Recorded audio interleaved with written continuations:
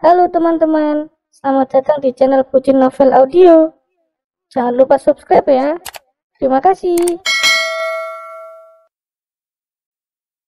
Episode 10.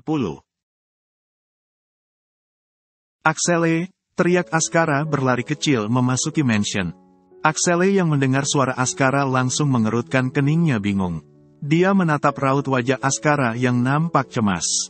Ada apa? Kenapa Kak Askara mencarimu? Tanya Alisa menatap Askara bingung.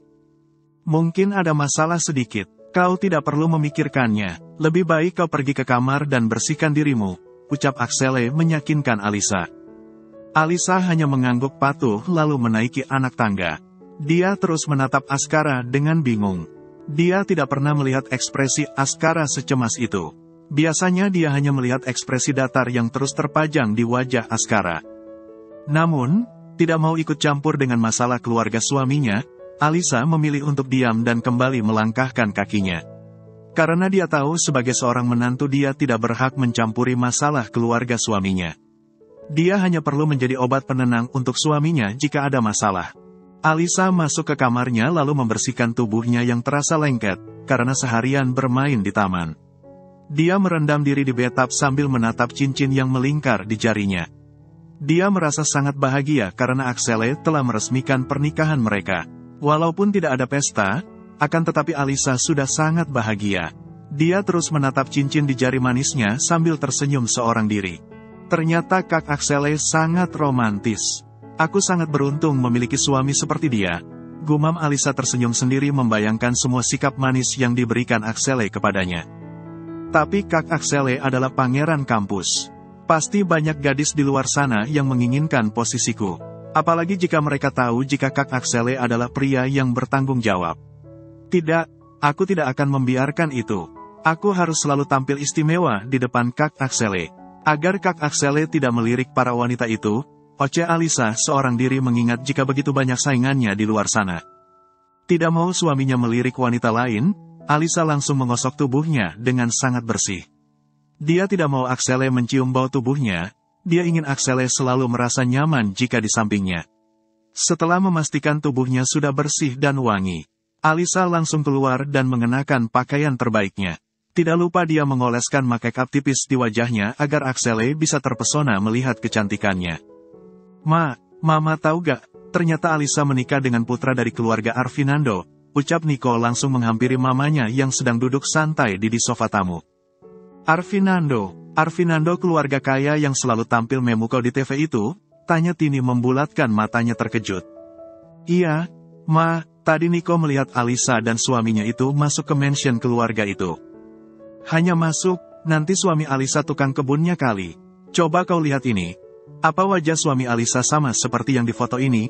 Tanya Tini memperlihatkan foto Askara yang selalu tampil di layar internet.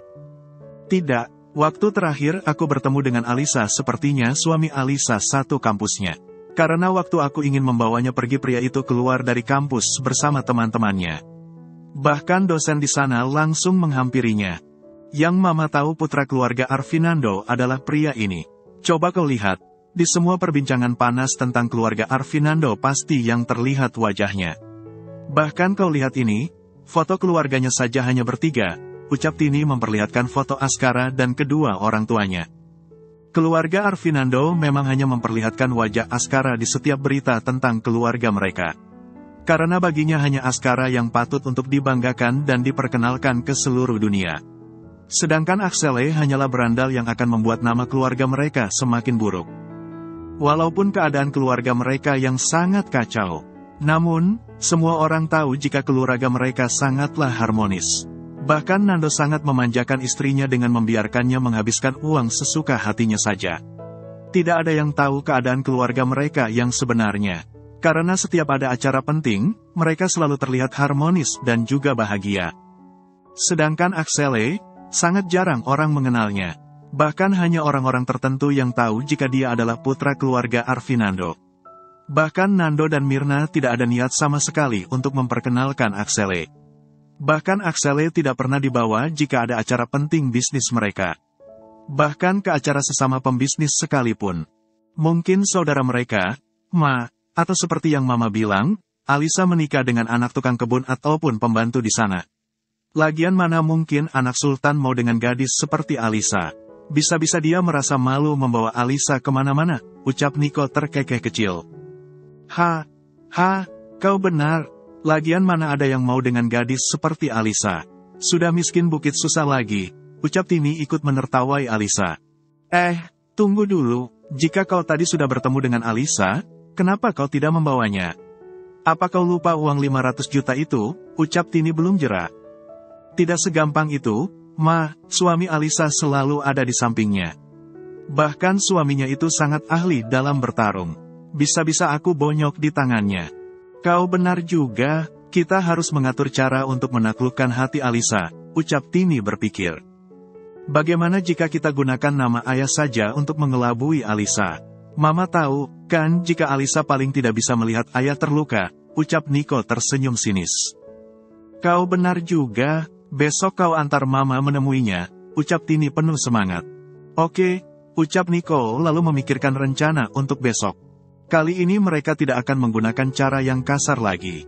Karena jika mereka melakukan cara yang kasar maka, sama saja mereka ingin menggali kuburan mereka sendiri. Mereka akan menggunakan cara yang halus, yaitu mempermainkan perasaan Alisa. Karena mereka tahu, jika Alisa sangatlah polos dan juga lugu. Bahkan Alisa sangat mudah dibodohi jika dihubungkan dengan ayah.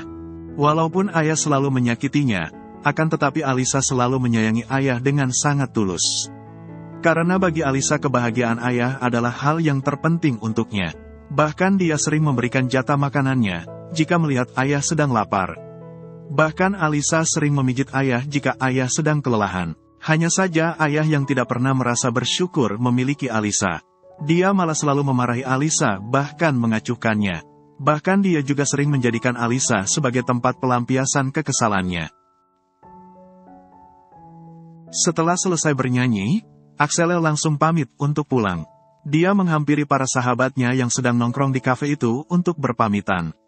Sebenarnya dia sangat ingin bergabung dengan temannya untuk nongkrong bersama. Namun, dia sadar jika status mereka telah berbeda. Dirga dan lainnya masih jomblo, jadi mereka bebas melakukan apapun yang mereka mau. Sedangkan Axelle kini telah berstatus sebagai seorang suami. Jadi Axelle harus menjalani hari-harinya sebagai suami semestinya. Dia harus memikirkan istrinya yang sedang menunggunya di rumah. Hai, bro, gue pamit pulang dulu ya, ucap Axelle menghampiri para sahabatnya. Mentang-mentang sudah punya istri, kami sahabat lo lupain begitu saja, ucap Dirga ketus. Siapa bilang gue lupain kalian pada? Tanya Axelle menatap ketiga sahabatnya itu. Dirga, ucap Pran menunjuk ke arah Dirga. Kalian tidak boleh begitu. Axelle adalah pengantin baru, jadi dia beda dengan kita, ucap Birma bijaksana. Tumben pikiran lo bener, ucap Axelle menatap bingung Birma. Ya memang kita beda, lo pasti mau uji milik lo, kan? Sedangkan kami hanya menggunakan milik kami untuk pipis. Jika lagi kebelet paling mode sabun. Jadi beda jauh sama lo, yang kapan saja bisa coblos, ucap Birma santai. Lo pikir pemilu, main coblos saja, ucap Pran terkekeh geli mendengar ucapan Birma.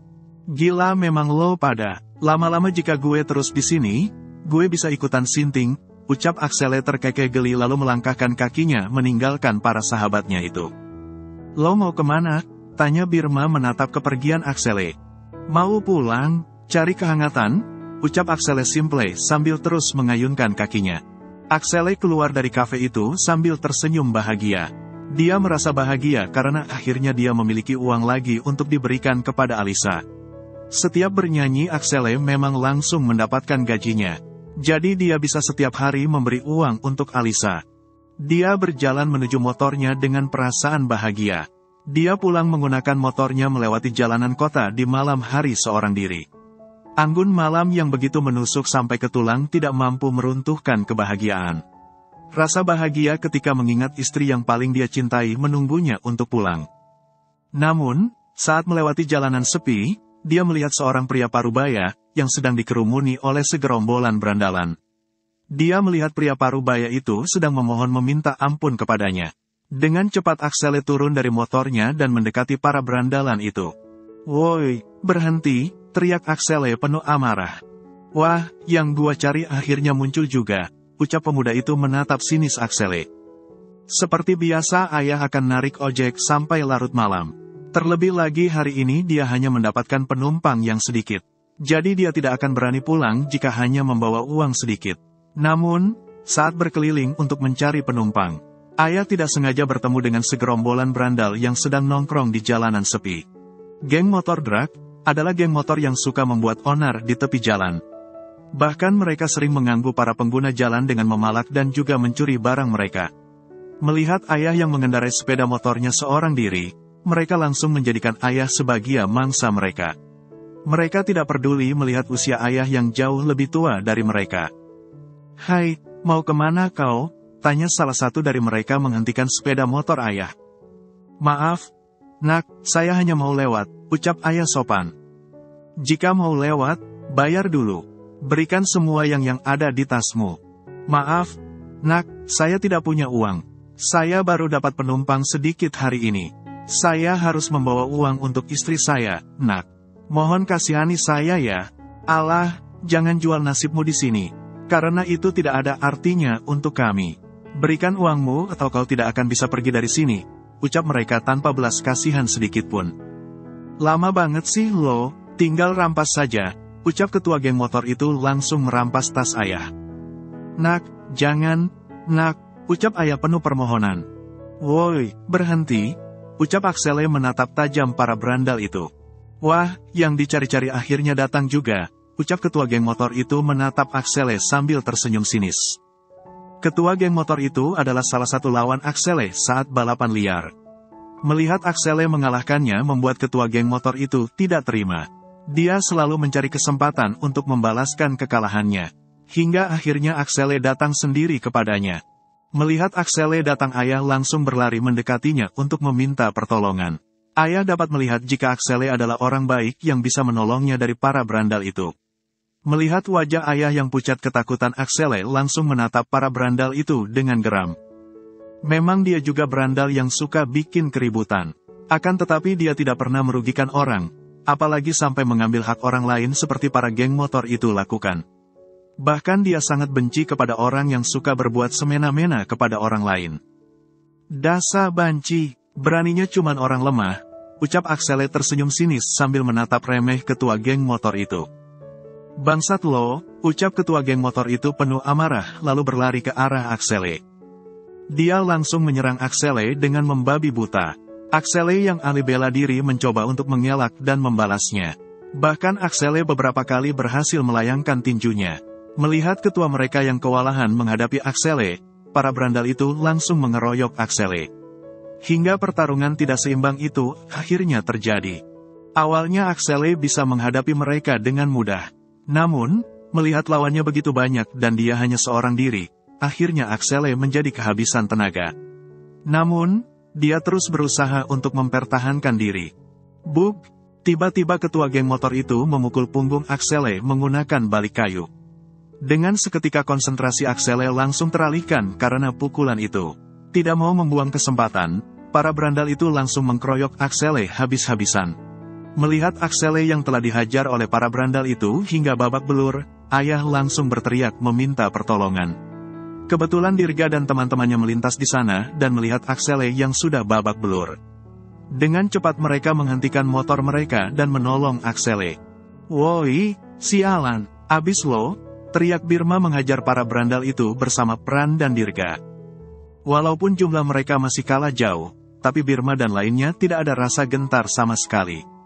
Mereka menghajar para berandal itu secara habis-habisan. Tentu saja mereka tidak terima sahabat mereka dikeroyok secara tidak adil seperti itu. Melihat Axele yang sudah tergeletak di tanah, ayah langsung berlari untuk menolongnya dan menjauhkannya dari mereka. Hingga akhirnya ayah melihat beberapa warga yang melintas di sana. Dengan cepat ayah meminta pertolongan agar perkelahian itu cepat dihentikan. Melihat para warga yang datang, para berandal itu langsung memilih untuk melarikan diri. Memang warga sudah sangat merasa resah dengan kelakuan mereka. Bahkan sudah sangat banyak warga yang telah menjadi korban kejahatan mereka. "Awas lo, masalah kita belum selesai," ucap ketua geng motor itu menatap Dirga, Birma dan Pran tajam. "Lo pikir kami takut sama lo? Lihat saja, Lo akan menyesal karena telah berani menyakiti sahabat kami, ucap Pran menantang ketua geng motor itu. Lo gak apa-apa, Sel? Tanya Birma mendekati Axele. Gue gak apa-apa kok, gue mau pulang, ucap Axele memegang kepalanya yang terasa sempoyongan. Lo jangan pulang sendiri, biar kami yang mengantar lo, ucap Pran mencoba membantu Axele. Dan, terima kasih ya, karena Aden telah mau menolong Bapak. Aden tidak apa-apa, kan? Tanya ayah mengkhawatirkan keadaan Axele. Bapak tidak perlu khawatir seperti itu. Luka ini hanya luka kecil, jadi aku tidak akan apa-apa. Lebih baik Bapak pulang saja. Jangan lagi keluar malam-malam seperti ini. Karena di malam hari seperti ini para berandal itu suka keluyuran mencari korban, ucap Axele santai. Sudah, ayo antar aku pulang. Alisa pasti sudah menungguku, ucap Axele naik ke atas motor Birma. Alisa, gumam ayah mendengar Axele menyebut nama Alisa. Alisa putriku. Alisa melirik jam dinding yang menempel di dinding kamarnya. Jam sudah menunjuk ke pukul 12 malam. Namun, Alisa belum melihat tanda-tanda kepulangan Axele. Tidak biasanya Axele seperti itu, biasanya paling lama pukul 11 malam dia sudah pulang. Bahkan dia tidak memberi kabar apapun sehingga membuat Alisa menjadi cemas. Kak Axele mana ya? Kenapa dia belum pulang juga? Gumam Alisa mondar-mandir di dalam kamarnya. Hingga akhirnya dia mendengar suara motor memasuki perkarangan mansion. Dengan cepat Alisa melihat ke balkon kamar dan melihat Birma dan yang lainnya memasuki mansion. Kak Birma, kenapa mereka mengantarkan Kak Axele? Apa mungkin? Gumam Alisa langsung berlari kecil keluar dari kamarnya. Sedangkan Nando yang baru pulang melihat Axele yang dipopong oleh Birma dan Dirga. Melihat itu dia langsung menduga jika Axele habis melakukan tawuran. Dasar anak kurang ajar, sudah menikah, tapi kelakuannya masih sama saja, ucap Nando menatap kesal Axele. Paman itu punya hati nurani tidak, sih? Anaknya sedang terluka, bukannya ditolongin malah diomelin gak jelas, ucap Pran menatap kesal Nando. Kau juga sama orang tua tidak ada sopan-sopannya. Pantas saja Axele menjadi berandal seperti ini. Habisnya teman-temannya juga sama, ucap Nando menyalahkan para sahabat Axele. Axele, kau kenapa? Tanya Aksara panik melihat keadaan adiknya. Ada apa ini? Malam-malam bikin ribut. Ganggu orang tidur saja, ucap Mirna kesal mendengar keributan dibuat suaminya itu. Bahkan dia tidak menghiraukan keadaan Axele yang babak belur. Dia tidak menanyakan ataupun mau tahu tentang kejadian yang sebenarnya. Dia hanya mementingkan jam tidurnya dan tidak peduli dengan keadaan putranya itu. Kau lagi, jadi mama bukannya mengatur putranya dengan baik. Malah enak-enakan tidur dan main ponsel, ucap Nando menatap Mirna kesal.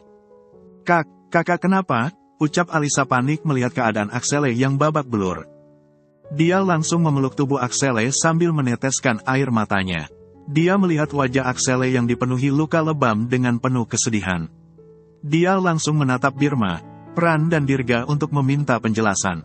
Axele dikeroyok oleh geng motor, ucap Birma. Dia dikeroyok ketika ingin membantu seorang orang tua yang dipala mereka, ucap Pran menjelaskan. Ayo masuk, kita obatin lukanya di dalam, ucap Alisa.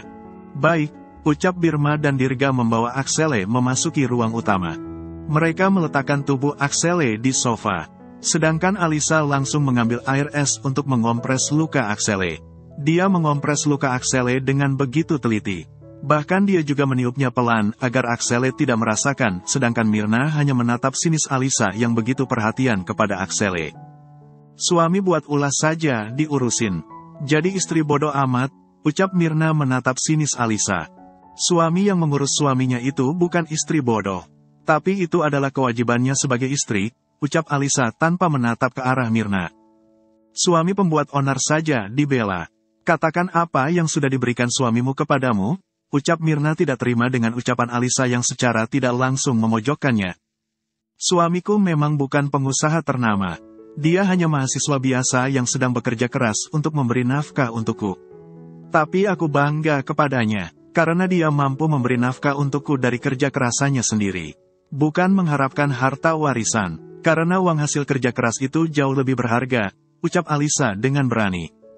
Jujur saja, sebagian seorang istri dia tidak terima jika suaminya terus direndahkan. Walaupun dia tahu jika dia tidak pantas untuk ikut campur dengan masalah keluarga suaminya.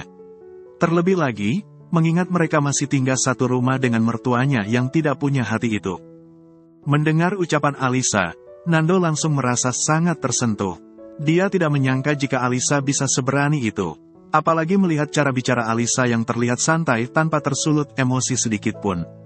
Sangat berbeda dengan Mirna yang langsung emosi mendengar ucapan Alisa. Apalagi melihat semua orang yang seperti sedang menertawakannya. "Kau menantangku?" tanya Mirna menatap tajam Mirna. "Tidak, aku sama sekali tidak menantang Mama. Aku hanya mengatakan hal yang sebenarnya," ucap Alisa santai.